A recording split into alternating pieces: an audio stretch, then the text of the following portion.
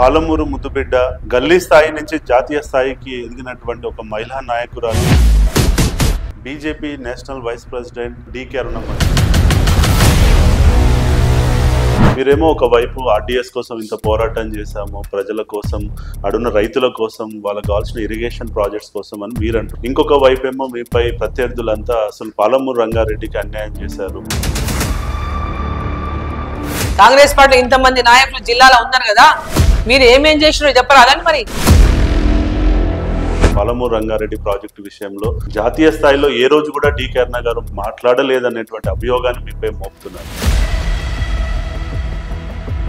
కట్టుబడి పట్టుబట్టి ప్రజలు పనిచేస్తే అది మా పార్టీ అని క్రెడిట్ తీసుకుని కొంచెం వాళ్ళకి సిగ్గు ఉండాలి కదా. నమస్తే మేడం. నమస్తే మా. మీరేమో ఒకవైపు ఆర్డీఎస్ కోసం ఇంత పోరాటం చేశాము, ప్రజల కోసం, అడున్న రైతుల కోసం, వాళ్ళకి కావాల్సిన ఇరిగేషన్ ప్రాజెక్ట్స్ కోసం అని మీరంటారు. ఇంకొక వైపు ఏమో మీపై ప్రత్యర్థులంతా అసలు పాలమూరు రంగారెడ్డికి అన్యాయం చేశారు. పాలమూరు రంగారెడ్డి ప్రాజెక్టు విషయంలో జాతీయ స్థాయిలో ఏ రోజు కూడా డికే అరుణ గారు మాట్లాడలేదనేటువంటి అభియోగాన్ని మీపై మోపుతున్నారు.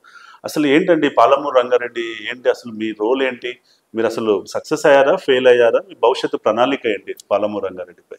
100% పాలమూరు రంగారెడ్డి ప్రాజెక్ట్ కి బీజం వేసిందే retired engineers forum Mahabubnagar లో వాళ్ళు బీజం వేసినారు. అంటే వాళ్ళందరూ కూడా ఈ నెట్టంపాడు, భీమా, కల్వకుర్తి ప్రాజెక్టుల ద్వారా మహబూబ్ నగర్ లో కొంత భాగం ఇరిగేట్ అవుతుంది.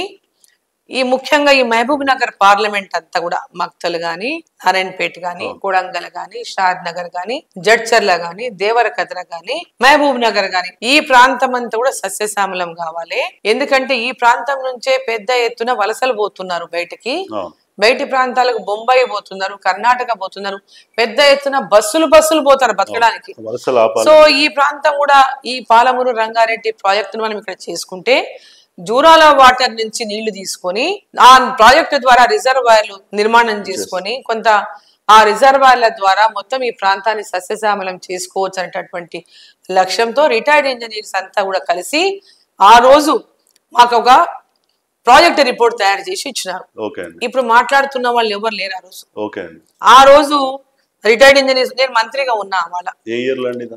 ఇది 2009 సమయంలో, అంటే నెట్టంపాడు అవన్నీ పూర్తవుతున్నాయి, అవి చేసుకున్నాం. ఇది కూడా చేసుకోవాలి, అవి పూర్తయితే దాని ద్వారా 8 లక్షల ఎకరాలకు నీళ్లు వస్తాయి. దీని నుంచి కూడా 8 లక్షల ఎకరాలకు నీళ్లు వస్తే అప్పుడు మహబూబ్నగర్ జిల్లా సస్యశ్యామలం అవుతుంది అనేది. అంటే దాదాపు 32 లక్షల ఎకరాల సాగు యోగ్యత ఉన్నటువంటి భూమి పాలమూరులో ఉంది.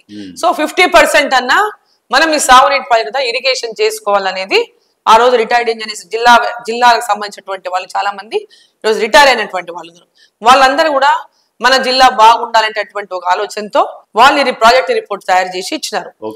దాంట్లో ముఖ్యులు రంగారెడ్డి గారిని రిటైర్డ్ ఇంజనీర్ ఉన్నారు, ఇంకా చాలా మంది ఉన్నారు, ఇంకా చాలా మంది పెద్దవాళ్ళు ఉన్నారు దాంట్లో. సో వాళ్ళంతా కూడా కలిసి ఆ రోజు రిపోర్ట్ తయారు చేసి ఇచ్చినటువంటి సీనియర్లు అందరూ కలిసి ఇచ్చినారు. ఆ రిపోర్టుని ఇచ్చిన తర్వాత పాలమూరు రంగారెడ్డి చేసుకోవాలని ప్రపోజల్ ఇవి అవుతుండగానే మేము దాని ప్రపోజల్ స్టార్ట్ చేసినాం. దాని తర్వాత ఈ ప్రాజెక్టు పూర్తవడము పక్క తర్వాత తెలంగాణ మూవ్మెంట్ బాగా పెద్ద ఎత్తున జరగడము, దాంట్లో రిటైర్డ్ ఇంజనీర్స్ ఫోరం అంతా తెలంగాణ వచ్చేలాగుంది. ఈ మూవ్మెంట్ పెద్ద ఎత్తున జరుగుతుంది. తెలంగాణ వచ్చినాక మళ్ళీ ఈ వాటర్ ఇష్యూస్ వస్తాయి కాబట్టి పాలమూరు రంగారెడ్డి మనం ముందే జీవో తీసుకోవాలి. దీని అట్లీస్ట్ అడ్మినిస్ట్రేటివ్ శాంక్షన్ కాకపోయినా మీరు సర్వే కన్నా జీవో తీసుకోవాలి ఇమ్మీడియట్ గా, లేకపోతే ఫ్యూచర్ లో ఇబ్బంది అవుతుంది అని చెప్పిన నేపథ్యంలో మా జిల్లాలో కూడా చాలా మంది మేధావులు ఉన్నారు, వాళ్ళందరూ కూడా ప్రోత్సాహం ఉంది. దాంట్లో చాలా మంది వివిధ ప్రజా సంఘాల నేతలు కూడా దీంట్లో ఉన్నారు. ఈ ప్రాజెక్టు కోసం వాళ్ళు కూడా నన్ను ప్రోత్సహించినారు, దీన్ని కట్టే పరిస్థితి మీరు చేయాలని. సో వాళ్ళందరి యొక్క ప్రోత్సాహంతోనే దాన్ని పట్టుబట్టి కిరణ్ కుమార్ రెడ్డి గారు ముఖ్యమంత్రిగా ఉన్నారు ఆ రోజు. మరి తెలంగాణ ఎడ్యుకేషన్ మూవ్మెంట్ సపరేట్ అవుతున్నటువంటి నేపథ్యంలోనే మరి పాలమూరు రంగారెడ్డికి దీన్ని జీవో ఇవ్వండి అని ప్రెషరైజ్ చేసి ఆ యొక్క సర్వే కోసం జీవో తీసుకొచ్చినాం ఆ రోజు. ఆ సర్వే కోసం జీవో కనుక లేకపోయిన ఉంటే ఈరోజు పాలమూరు రంగారెడ్డి అనేటటువంటి ప్రాజెక్టుకు అసలు ఉండేదా అనేటటువంటి అనుమానమే కాదు. సో వీళ్ళంతా అవన్నీ మర్చిపోయి కాంగ్రెస్ పార్టీ ఇచ్చింది, కాంగ్రెస్ పార్టీ, అరే బాబా మీరు కాంగ్రెస్ పార్టీలో ఉన్నారా, మీరు ఏమేం చేసి చెప్పరాదని. కాంగ్రెస్ పార్టీలో ఇంతమంది నాయకులు జిల్లాలో ఉన్నారు కదా, మీరు ఏమేం చేసినారో చెప్పరాదని. మరి అంటే ఒక డికే అరుణమ్మ పాలమూరు రైతుల కోసం కట్టుబడి పట్టుబట్టి ప్రజలు పనిచేస్తే అది మా పార్టీ అని క్రెడిట్ తీసుకుని కొంచెం వాళ్ళకి సిగ్గు ఉండాలి కదా. కమిట్మెంట్ లేనటువంటి నాయకులు వీళ్ళందరి గురించి కమిట్మెంట్ గురించి చెప్తా. జిల్లాలో ఈ పెండింగ్ ప్రాజెక్టుల కోసం పాదయాత్ర చేసినాం కాంగ్రెస్ పార్టీలో. పాదయాత్ర ఇంటెంపాడు, కల్వకుర్తి, భీమా, కోయిల్సాగర్ ప్రాజెక్టు చేపట్టాలని ఆ రోజు టీడీపీ గవర్నమెంట్ లో చంద్రబాబు నాయుడు ముఖ్యమంత్రిగా ఉన్నప్పుడు ప్రాజెక్టుల కోసం పాదయాత్ర చేయాలని ప్రోగ్రాం తీసుకుంది పార్టీ. ఆ రోజు నేను ఓడిపోయిన ఎమ్మెల్యేని. అయితే ఆ రోజు నేను ఆ ప్రాజెక్టులో ఓడిపోయిన ఎమ్మెల్యేగా ప్రజలందరూ నాకు పెద్ద ఎత్తున ఓట్లు వేశారు. నేను తప్పకుండా ప్రజల కోసం చేయాలి, పోరాటం చేయాలి, ఈ ప్రాజెక్టు చేయాలంటే తపనతోన అందరు ప్రాజెక్టుల కోసం పాదయాత్ర చేయాలంటే ఓకే అన్నాం. మీరు గద్వాల నుంచి రావాలి, అట్లా ఒక్కొక్క నియోజకవర్గం నుంచి రావాలి, అందరూ కూడి ఈ ముఖ్య నాయకులు అందరూ సీనియర్లు అప్పుడు ఉన్నారు కొంత, అందరూ కలిసి హైదరాబాద్ దాకా పాదయాత్ర చేయాలని. ఆ రోజు జూపల్లి కృష్ణారావు గారు ఎమ్మెల్యే ఉన్నారు, చిన్నారెడ్డి గారు ఎమ్మెల్యే ఉన్నారు, డీకేరన్ ఎమ్మెల్యే లేదు. అయితే ఆ రోజు నేను మహబూబ్ నగర్, నేను మా ప్రాంతం నుంచి పాదయాత్ర ప్రారంభం చేసిన. అందరు అన్ని ప్రాంతాల నుంచి ప్రారంభం చేసి జడ్చర దగ్గర అందరు వచ్చి కనుటై అక్కడ నుంచి హైదరాబాద్ దాకా నడవాలనేటటువంటి ప్రోగ్రామ్. దాంట్లో నేను హైదరాబాద్ దాకా నడిచే దాంట్లో నేను లేను లిస్ట్ లో. సో గద్వాల నుంచి ప్రారంభం చేసిన తర్వాత రాత్రి మేము బీచ్ పల్లికి వచ్చి పడుకున్నాం. బీచ్ పల్లికి వచ్చి పడుకున్న తర్వాత పొద్దున పాదయాత్ర చేద్దామంటే ఎవరు ఎక్కడ ఏమీ లేదు.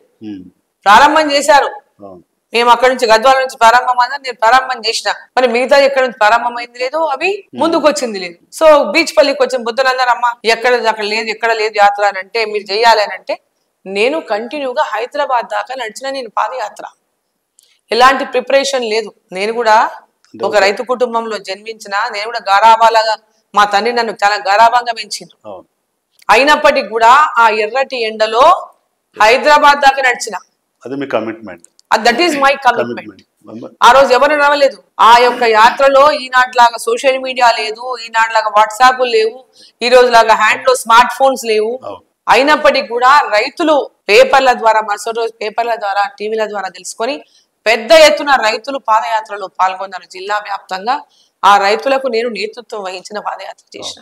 ఇదంతా జరిగిందండి. మరి ఇప్పుడు జరగబోయేది పాలమూరు రంగారెడ్డి విషయంలో అసలు మీరు పాలమూరు ప్రజలకు ఏం హామీ ఇవ్వాలనుకుంటున్నారు? ఆ ప్రాజెక్టుల నుంచి ప్రారంభమైందే ఈ యొక్క పాలమూరు రంగారెడ్డి, దానికే స్ఫూర్తి. దాని తర్వాతనే పాలమూరు రంగారెడ్డి వచ్చింది. ఆ ప్రాంతంలో ఈ ప్రాజెక్టులు ప్రారంభమైనాయి, నీళ్లు వచ్చినాయి. ఈ ప్రాంతం కూడా సస్యశ్యామలం కావాలంటే పాలమూరు రంగారెడ్డి ఉండాలి. దాంట్లో ఏమైంది, గవర్నమెంట్ లో జీవో తీసుకొచ్చినాము. అది ఆ జీవో వచ్చింది 2014 పోరాటానికంటే ముందు, ఐ మీన్ తెలంగాణ ఫార్మేషన్ కంటే ముందు. తెలంగాణ ఫార్మేషన్ అయిపోయింది, కొత్త రాష్ట్రం వచ్చింది, కొత్త గవర్నమెంట్ వచ్చింది. అప్పుడు ఈ పాలమూరు రంగారెడ్డి మీద కేసీఆర్ గారు డిజైన్ మార్చిండ్రు. జూరాల నుంచి తీసుకుపోయి దాన్ని కల్వకుర్తి నుంచి, ఎక్కడైతే మనం కల్వకుర్తి కోసం నీళ్లు తీసుకుంటున్నామో అప్రోచ్ ఉందో అక్కడి నుంచే దీని మీద పక్కన జస్ట్ పాయింట్ పక్కన పెట్టి అక్కడ సేమ్ అదే అప్రోచ్ కానీ పాయింట్ వేరే, అంతే సేమ్ పాయింట్ లో డిఫరెంట్ ప్లేసెస్ అక్కడ నుంచి తీసుకుందాం అన్నారు. మేము దాన్ని చాలా వ్యతిరేకించినాం. జూరాల నుంచే తీసుకోవాలి, దీన్ని జూరాల నుంచి తీసుకోవడమే కరెక్టు. జూరాల నుంచి నీళ్లు తీసుకుంటేనే ఈ ప్రాంతం అంతా సస్యశ్యామలం అవుతుంది. జూరాల నుంచి కిందికి పోయిన నీళ్ళని మీరు మళ్ళీ పైకి తీసుకొస్తామంటున్నారు, ఇది టైల్ ఎండ్ అవుతుంది, మాకు నీళ్లు రావు, రాజోలి బండ పరిస్థితి అవుతుంది, మళ్ళీ మాకు నీళ్లు రావు, మీరు జూరాలకి వెళ్ళి తీసుకో. అనేక సార్లు పోయిన ఆయన దగ్గరికి, పోరాటాలు చేసిన, అసెంబ్లీలో మాట్లాడినా. మరి ఆ రోజు వీళ్ళు ఎక్కడున్నారు? వీళ్ళు ఎక్కడున్నారు? ఆ రోజు ఏ రోజైనా నోరిప్పిండ్రా? ఏ రోజైనా మాట్లాడిండ్రా? ఈ రోజు పాలమూరులో పోటీ చేసే వాళ్ళు ఎక్కడున్నారు? ఈరోజు డ్రామాలు చేస్తున్నారు, డ్రామాలు చేసి మాట్లాడుతున్నారు.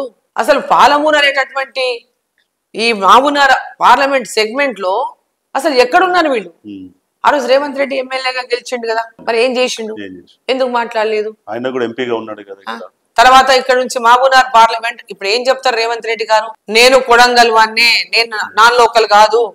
ఆయన వచ్చింది నాగర్ కర్నూలు అచ్చంపేట, వారు అచ్చంపేట నియోజకవర్గంలోకి వస్తుంది. సరే, వాళ్ళు గతంలో ఎమ్మెల్సీగా చేసిండ్రు, ఎమ్మెల్యే జెడ్పీటీసీగా చేసిండ్రు, కల్వకుర్తిలో వచ్చి జెడ్పీటీసీ చేసిండ్రు, తర్వాత ఎమ్మెల్సీగా చేసిండ్రు, తర్వాత కొడంగల్కి వచ్చి 2 సార్లు ఎమ్మెల్యేగా అయినరు. మరి ఈ ప్రాంతం మీద సరే మమకారం, ప్రజలు ఆశీర్వదించిండ్రు, మీరు ఎమ్మెల్యే అయినరు.